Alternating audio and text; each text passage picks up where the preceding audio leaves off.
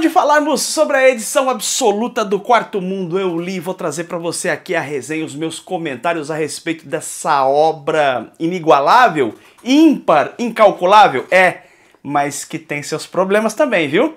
Eu vou comentar tudo com você neste programa agora. Tô deixando pra você no card e na descrição deste vídeo aqui o link de um vídeo que eu fiz aqui no canal mostrando todos os detalhes de acabamento dessa obra. É um trabalho que tem muitos extras e eu mostrei todos esses detalhes nesse outro vídeo. Esse aqui é um vídeo de resenha, eu vou direto ao assunto, beleza? Cara, tem um contexto muito importante pra você entender que vai ser fundamental na compreensão desse trabalho aqui e na compreensão das opiniões que eu tenho sobre esse trabalho. O Jack Kirby ficou notabilizado ali nos anos 60 por trabalhar na Marvel, criando vários personagens junto com o Stan Lee e tal. Em determinado momento a relação deles degringola e no começo dos anos 70 o Kirby é anunciado na DC. Ele foi anunciado de uma forma muito ostensiva para os padrões da época, foi muito aclamado ali, a DC agora vai trazer o rei, foi aquela loucura, e o Kirby vinha com uma promessa de que ele teria carta branca para escrever o projeto da vida dele. Ele se sentia limitado pelos constrangimentos que, segundo ele, encontrava na Marvel, e agora ele queria fazer a sua magnum opus de uma forma totalmente livre. Ele precisava de carta branca, ele precisava de espaço e de tempo para conseguir colocar as suas ideias no papel. Esse trabalho, dentre outros menores que ele fez na DC, mas o principal trabalho dessa fase do Kirby no início dos anos 70 na DC, é o Quarto Mundo. E aí, esse trabalho é o seguinte, após ter lido as mais de 740 páginas, você tem mais de 800 páginas nesse volume aqui, porque tem muitos extras, tá? De quadrinhos são 740 e poucas páginas. Você vai encontrar aqui a reunião, tá, de 4 revistas que o Kirby escrevia. O Kirby ficou responsável por escrever, desenhar, editar 4 revistas ao mesmo tempo. Uma dessas revistas era a revista do Superman Spawn Jimmy Olsen. Uma outra revista que a gente vai encontrar aqui, ó. Vou folhear para você. Enquanto isso você vai vendo a arte absolutamente espetacular do Kirby. E sinceramente, não vou comentar sobre a arte do Kirby nesse vídeo aqui. O Kirby para mim é um dos 5 maiores, pelo menos do meu gosto, dos meus favoritos. O Kirby tá entre os 5 maiores de todos os tempos. Genial, brilhante, construção de páginas, principalmente quando ele faz páginas duplas. Para mim o Kirby faz páginas duplas como ninguém e pronto. E você vai vendo a arte dele aí, arte espetacular, tá? Mas eu quero comentar aqui sobre a parte editorial e de roteiro, que para mim é a grande sacada desse trabalho, já que o Kirby, ele sempre foi muito reconhecido pelo trabalho artístico dele. Ninguém questiona o trabalho artístico, explosivo, revolucionário que o Kirby trouxe para os quadrinhos de super-heróis. Entenda, não existiria quadrinhos de super-heróis como eles existem hoje. Eu diria até mesmo que os filmes como a gente conhece hoje, os filmes de super-heróis, devem muito ao traço do Kirby, então não tem muito o que falar sobre isso, tá?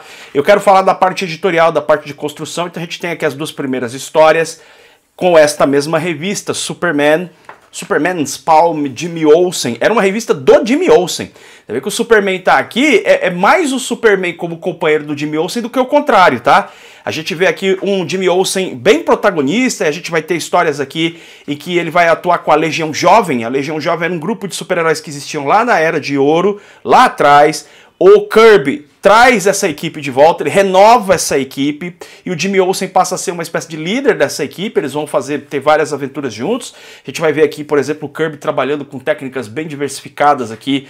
Eu disse que não ia falar da arte, né? Mas não tem jeito, eu vou ter que comentar isso aqui, porque tem várias páginas onde ele vai trabalhar com recortes, com colagens, né, melhor dizendo, ele vai trabalhar com algumas texturas diferentes. Olha isso, cara, o Kirby, pelo amor de Deus. O Kirby para fazer maquinário maluco, para fazer monstros, para fazer página dupla, era realmente incrível, tá? Então você tem aqui as várias edições de Jimmy Olsen, só que ela não segue assim, só Jimmy Olsen. Você vai ver que ela vai começar a mesclar em determinados momentos aqui com outras revistas. A outra revista é precisamente a Forever People, não é Forever Young não, é Forever People, o povo da eternidade, tá? E aí a gente vai ter outras revistas aqui, eu quero te mostrar para depois te explicar todo esse contexto. Você vai ver aqui um grupo de hippies, né? O povo da eternidade é um grupo de hippies. Eles aparecem ali na cidade e tal, e claro que isso tem muito a ver com a própria forma que o Kirby quer transmitir o seu pensamento em relação à sociedade da época. Ele mostra esses hips, e aí você tem Darkseid, né? É importante dizer isso, que é nesse trabalho aqui que você tem a primeira aparição do maior vilão cósmico de todos. Charles é o Thanos. Então, acontece o seguinte, quando você lê esse trabalho, se você tiver lido coisas que o Jim Starlin escreveu, você sabe que o conceito do Thanos foi tirado do Darkseid. Claramente foi tirado do Darkseid. O Jim Starlin, muito fã do Kirby, leu tudo do Kirby e pegou vários conceitos e trouxe, logicamente, a sua pegada, a sua cara. Não estou dizendo que o Thanos é uma cópia do Darkseid, mas o Darkseid ali é o blueprint, né? É a planta ali de todos esses grandes vilões cósmicos dos quadrinhos americanos especificamente, New Gods, tá? Dessas revistas todas que nós temos aqui mescladas ao longo desse volume, essa é o que eu mais gosto, tá? Ah, não sei, New Gods, é a New Gods, a gente tem a New Gods aqui, o Orion, né? Muito legal, você vai ter uma saga aqui do Orion, cara, é uma revista do Orion mesmo, mostrando ele vindo para a Terra, a relação dele com Isaiah. O Isaiah é o Pai Celestial, também com os moradores ali de Nova Gênese. A gente vai ver o momento em que o Orion vem para a Terra e tem todo esse contato com o Metron. As referências bíblicas aqui, cara, as referências especialmente judaicas. Inacreditável. O Pai Celestial é Moisés, claro, né? Evidente que o Pai Celestial é Moisés. Há aqui uma situação em que existe uma mão que escreve na parede, que dá ali as instruções para como o povo da eternidade não, como os novos deuses devem se comportar. E logicamente isso é uma referência àquela história do rei Nabucodonosor. Tá lembrado? Você da catequese, da igreja, se for na igreja lá, ouviu a história, né? Do rei Nabucodonosor, tinha uma mão que escreveu na parede Mene Mene Tekel Farsi. Rapaz! Aqui é cultura bíblica também. Senhor Milagre, Mr. Miracle. É a 4ª revista. Então você tem Superman Spawn, Jimmy Olsen, Forever People, né, o povo da eternidade. Você tem os novos deuses. E você tem o Senhor Milagre. Aqui a gente vai ver uma história em que nós temos um Senhor Milagre que não é o Scott Free, né, fazendo ali alguns números. O Oberon é o ajudante desse cara, Tadeus.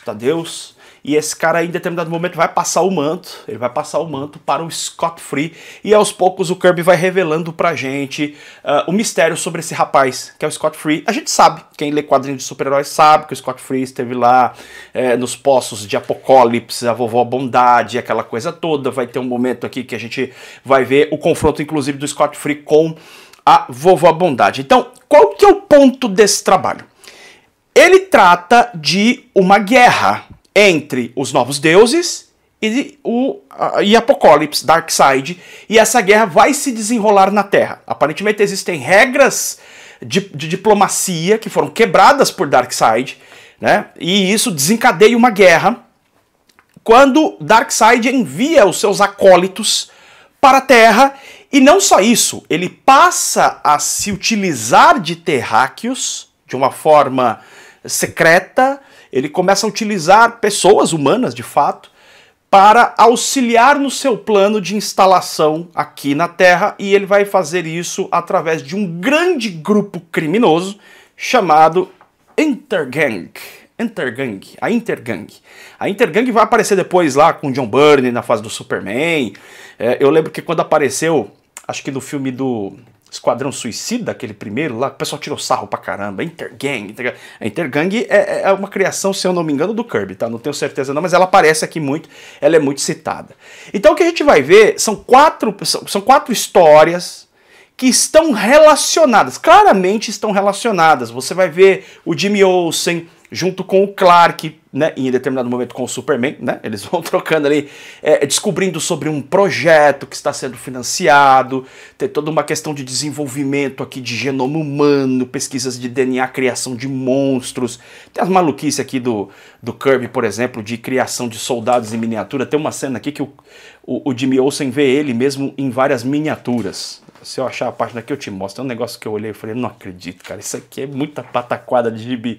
Mas é divertido, é divertido. Você veja que o Kirby, ele não é tão prolixo assim nos textos, 4 quadros por página. Você fala, pô, isso aqui é muito grande esse trabalho. De fato ele é muito grande. Mas nesse início aqui você vai lendo com bastante fluidez. Já vou te explicar por quê, eu só quero concluir a primeira etapa aqui de explicar o contexto geral. Nós vamos vendo então nessas 4 revistas situações que estão acontecendo de forma isolada. A gente vai ver o Orion de um lado, o Senhor Milagre de outro, o Jimmy Olsen com a galerinha ali da Legião Jovem, o Clark, o Superman eventualmente participando também, né? E a gente vai ver outros personagens aí, o Forever People, né, o povo da eternidade também, lidando com o Apocalipse. Eles estão lidando com a Intergang, eles estão lidando com agentes de Apocalipse, e você tá ligado, você tá lendo, e você tá percebendo claramente que o Kirby tá construindo um cenário para uma batalha de proporções épicas. Isso fica muito claro quando você vai lendo as primeiras edições. Eu já vi gente falando, por exemplo, que não gosto tanto da revista do Jimmy Olsen e tal. Eu entendo, existem logicamente aqui dentre os 4 títulos aquele que você prefere, mas os meus 2 favoritos, Os Novos Deuses e o Senhor Milagre. Mas quando você vai entendendo essa proposta, e as revistas não estão colocadas de ordem contínua, na verdade elas vão se mesclando umas às outras, isso torna a leitura empolgante. Você começa a se interessar, até porque no meu caso, eu falei, cara, olha só o surgimento, a primeira aparição do Darkseid, cara. Olha só, e aí a coisa vai tomando um ritmo muito interessante na leitura, com a arte espetacular do Kirby e com essa construção deste grande conflito que acontecerá na Terra. Isso vai nos empolgando. Você vê que existe um grande plano de Darkseid sendo tramado, sendo executado, e nós vemos ali que a galera tá percebendo que tem alguma coisa errada, mas existe até um mistério sendo estabelecido, né? Com essa galera de repente aparecendo o povo da eternidade na Terra, eles estão atrás da Belos Sonhos, que é essa garota aqui, que tem uma importância muito grande. Vamos ver o primeiro confronto aqui entre o Superman e o Darkseid. Esse começo você vai lendo, aquilo vai te empolgando. Porém, tem um ponto aqui para mim negativo na construção do roteiro do Kirby, que é um problema que a gente encontra em outros trabalhos dele, que é como se a história acontecesse à parte ao universo em que ela existe.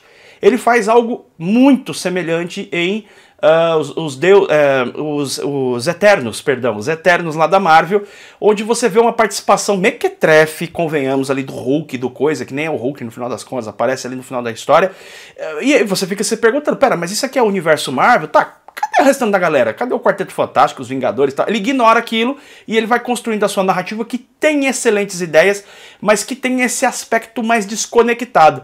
Até mesmo o Capitão América do Kirby, que teve resenha aqui no canal, tá? Eu vou deixando o link aqui na descrição para que você possa ver os vídeos, esses vídeos que eu tô comentando. Até mesmo o Capitão América do Kirby, que eu acho bem legal, acho que é uma história que ele conseguiu fechar bem, ela também tem essa questão. Parece que o Capitão América é o único herói que existe no planeta, tá um pouco isolado, ele ignora um pouco essa coisa de continuidade da Marvel, de universo compartilhado, melhor dizendo, da Marvel, ele meio que ignora isso.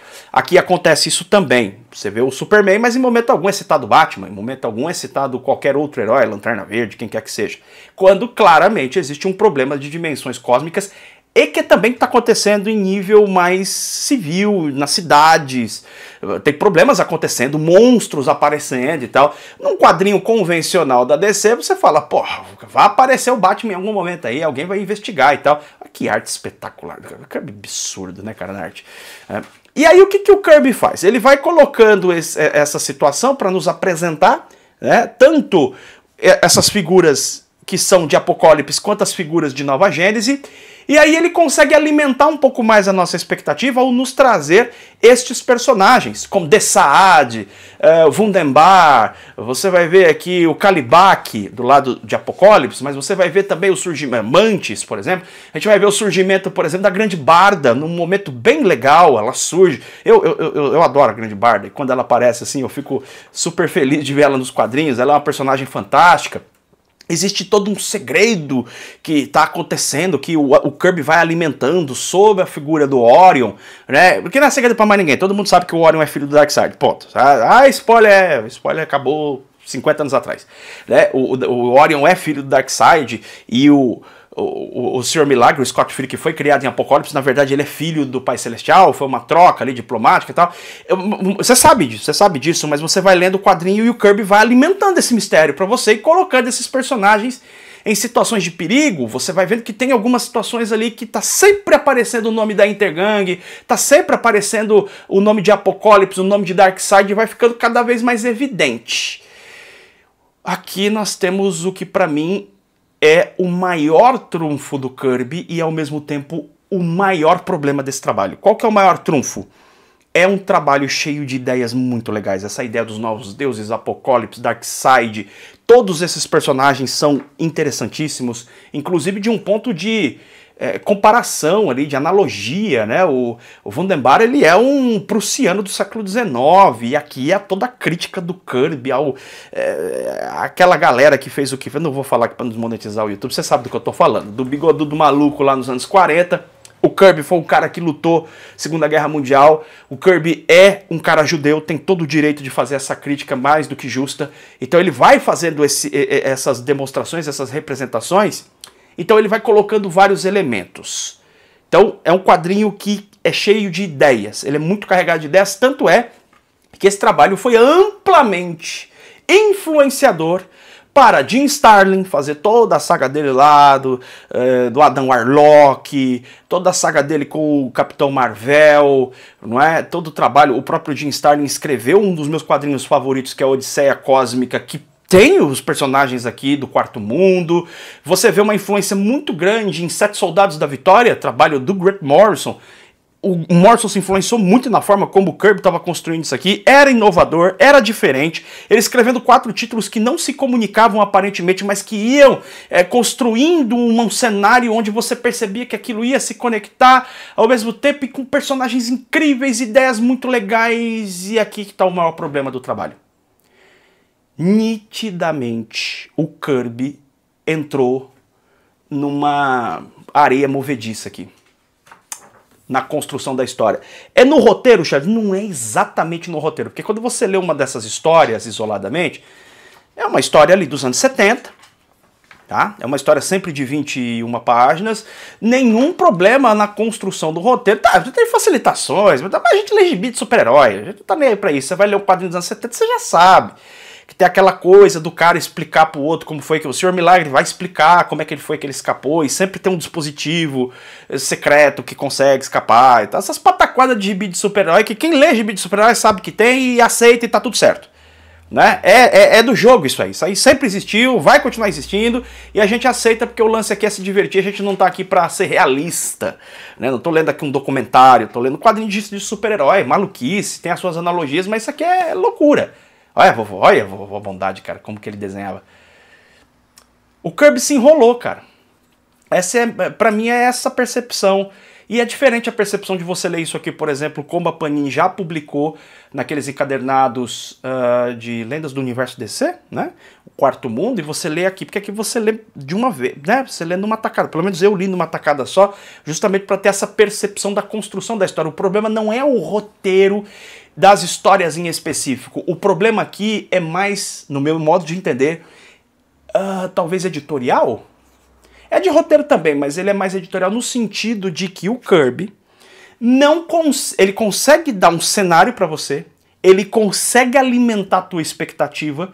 Pô, vai ter uma grande guerra, os caras estão se juntando e tal, Intergang, não sei o que, e o Superman vai descobrir. Beleza, vamos pra próxima parte da história. Ele não consegue fazer isso. Em mais de 700 páginas, a história como um todo, eu tô dizendo aqui, não as histórias de cada revista, cada edição, a história como um todo entra numa areia movediça. Então o quadrinho que, no primeiro momento, ele chama a atenção e para mim, tá? Eu tô falando da minha experiência de leitura, provocou empolgação, porque eu tô lendo esses personagens, eu vejo a ideia se construindo, ele começou a testar a minha paciência. Que eu falo, tá bom, qual é o próximo passo? Isso especificamente é o roteiro, tá? E aí, qual é o próximo passo? O Kirby dá um próximo passo. É um passinho, mas ele dá um passo. Claramente não sabendo como fazer para avançar com 4 títulos, imagine o desafio, não é nada fácil. Você pegar 4 títulos, construir uma grande ópera quadrinística e conseguir carregar tudo isso, sendo você o desenhista, o editor, óbvio que é muito complicado. O que o Kirby faz para tentar dar um passo adiante, talvez até para ganhar tempo? Ele continua inserindo novos personagens. E é numa dessas, por exemplo, que aparece a Grande Barda. E quando aparece a Grande Barda, a gente conhece ela e fica empolgado. Legal. Só que ele vai criando mais personagens, mais personagens, mais personagens. Em determinado momento ele faz o Funk Flashman, que é uma caricatura, é uma paródia que ele está fazendo do Stan Lee. Ele está brincando ali com o Stan Lee. E conforme ele vai criando personagens e ele vai tentando construir essas tramas, talvez para encontrar tempo suficiente para organizar esse próximo passo, ele começa a perder a referência de coisas que ele escreveu anteriormente. E isso não sou só eu que estou dizendo, não. Existe um texto introdutório aqui escrito pelo Tom King, e o Tom King diz isso. E quando você lê o quadrinho, você vai perceber claramente que algumas das ideias que ele vai construindo lá no começo, ele vai deixando de lado. Ou seja, começam a aparecer muitas pontas soltas no trabalho. Você fala, ué, mas tá, mas aqui estava acontecendo isso, por que não continuou? Por que você não deu prosseguimento? O desenvolvimento vai ficando prejudicado. O Kirby consegue se enrolar um pouquinho mais, na minha opinião, quando, não sabendo o que fazer, ele começa a apelar para personagens clássicos do horror. Então vai ter uma história aqui que é o Homem de Transilvânia, para não dizer que é Transilvânia, ele fala Transilvânia. É um vampiro, ele vai mexer com um monstro do Lago Ness, que não é Lago Ness, ele dá outro nome e tal. Ele vai criando aventuras que não somam nada na trama geral. Não avançam, ele não consegue dar um segmento para aquilo que a gente quer ver exatamente, que é o desenvolvimento da história do Orion, o desenvolvimento da revista do Orion, de repente fica completamente prejudicado, ela começa muito bem, depois fica completamente prejudicado, o desenvolvimento da revista do Senhor Milagre fica estático, fica paralisado, e no caso da revista do Jimmy Olsen, as histórias do Jimmy Olsen, a gente vai vendo inclusive ele tomando direções completamente diferentes. Ele vai tomando direções completamente diferentes daquilo que vinha acontecendo antes, claramente desviando o foco daquilo que ele queria. E também a gente vê isso acontecer de uma forma talvez mais... a impressão que dá é que ele vai meio que deixando de lado o Povo da Eternidade. O Povo da Eternidade, que no começo do trabalho parece ter grande importância na narrativa, parece que o Kirby, à medida que foi perdendo a mão, foi tendo prioridades e escolhas. E ele vai tendo as suas escolhas aí, mais focado na revista dos Novos Deuses e mais focado na revista do Senhor Milagre. Em terceiro lugar, talvez o Jimmy Olsen, mas claramente o Povo da Eternidade vai ficando para trás. Vai ficando para trás, vai ficando para trás. E aí a nossa paciência testada para ver o próximo passo continua sendo testada, a gente entendendo que ele está colocando mais personagens e que talvez isso seja porque a trama é tão grande, tão grande, tão grande que a gente aqui não está entendendo. Você continua avançando na leitura e tendo a paciência para ver o que vai acontecer. E ao final destas 748 páginas, se não me engano, tá? Eu não estou falando do volume 2, vai ter uma segunda parte disso aqui. Eu estou falando deste volume. Ao final deste volume, o que você começa a encontrar é tédio e indiferença. Tédio e indiferença. Por quê? Porque como a coisa não avança, você vai lendo histórias genéricas e você percebe que o Kirby não está sabendo como manejar e avançar com o próximo passo dessa história, você inevitavelmente começa a perder o interesse. Eu estou dizendo aqui para você, da minha experiência de leitura, algo que é verdadeiro, honesto e sincero. Eu peguei esse trabalho para ler e eu li ele em 3 etapas. Na primeira vez, eu li numa tacada só 150 páginas, por volta de 150 páginas. Na segunda etapa de leitura que eu fiz desse trabalho, eu li algo em torno de 450 páginas numa tacada só. Eu passei o dia lendo e li 450 páginas, algo assim. Para ler as últimas 150 páginas foi quase torturante. Foi muito enfadonho, chato, eu diria.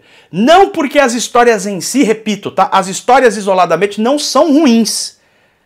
Elas são genéricas. E você está mais interessado em saber do desdobramento daquilo que ele propôs lá no começo. Eu quero ver a guerra entre Nova Gênesis e Apocalipse, eu quero ver como é que vai desenvolver o Orion, eu quero ver quando é que o Senhor Milagre vai sair de fazer esses showzinhos aí e finalmente confrontar de fato Os seus escravizadores ali quando era criança, toda a sua história triste e tal. Então esse quadrinho aqui, ele é um dos mais paradoxais que você vai ler na sua vida. Porque ele consegue ser ao mesmo tempo um quadrinho genial, com várias ideias brilhantes que são utilizadas até hoje. É um material que com certeza é de consulta de diretores de cinema, de quadrinistas. É um material obrigatório para quem vai escrever roteiro, por conta da forma como o Kirby vai construindo esse universo, como é que ele constrói ideias e como ele começa esse desenvolvimento de ideias falando desses personagens. Eles são interessantes, eles são divertidos, você quer acompanhá-los. No entanto, esse quadrinho peca e peca muito por erros que infelizmente o Rei cometeu em outros trabalhos, como esse espécie de isolamento do universo DC, o que para mim não faz nenhum sentido, já que talvez o grande barato desses dois universos Marvel e DC é justamente o fato deles terem multiversos e o fato deles serem conectados, eles têm uma história compartilhada. O Kirby ignora isso, ele avança com construção de personagens, mas em determinado momento ele não está criando personagens, ele está reciclando. E aí você começa a perceber os limites da capacidade de criação em termos de texto, em termos de roteiro, em termos de contação de histórias do Kirby. Eu sempre disse isso, para mim o Kirby como artista, como desenhista, gênio. Gênio inigualável. Não vai ter outro Kirby. Do grau de importância que ele teve, de construção de personagens, ele é gigantesco e não teremos outro igual a esse. Tá? Você pode até não gostar, falar o traço dele é muito duro, o traço dele é isso e aquilo, mas o cara para construir personagens, expressões, dinâmicas de movimentação, a sensação da página explodindo, talvez em uma época em que a gente fala de 4G e tudo mais, isso não esteja muito claro, mas nos anos 60... e nos anos anteriores, ele ficou um tempo fazendo quadrinhos românticos e tal, mas quando ele vai pra Marvel ali, aquela Marvel que a gente conhece, e ele vai fazer seu momento ali dos anos 60, criação de Quarteto Fantástico e Companhia Limitada, cara, ele foi realmente gigantesco, e quando ele veio pra DC, o hype todo era por isso. Ele tinha um grande hype de voltar pra DC, justamente porque ele iria construir ali, e agora sem travas. É verdade que a DC também colocou travas nele. Tá? Não sejamos injustos aqui. Logo nos primeiros meses que o Kirby começou a desenhar, criticaram o fato da forma como ele desenhou o Superman, teve ali uma interferência editorial, mas o fato é que esse trabalho aqui, levando em consideração as 700 e mais de 740 páginas desse trabalho e o fato de que a história não avança, não me parece espantoso a revista ter fracassado em determinado momento. Não me parece espantoso porque o trabalho, em termos de roteiro, testa a nossa paciência até o limite, até o trabalho começar a ficar enfadonho. E eu quero bater nessa tecla uma última vez. Não é porque porque é um trabalho antigo, tem muito texto. Não, não é isso. Não é isso. O roteiro do Kirby é até bem ágil. O texto dele é até bem ágil para os padrões da época. A arte dele não tem o que dizer, é um quadrinho maravilhosamente bem desenhado. As ideias que ele constrói, mesmo quando são recicladas, não são ruins. São ideias divertidas, seriam gibis que eu leria.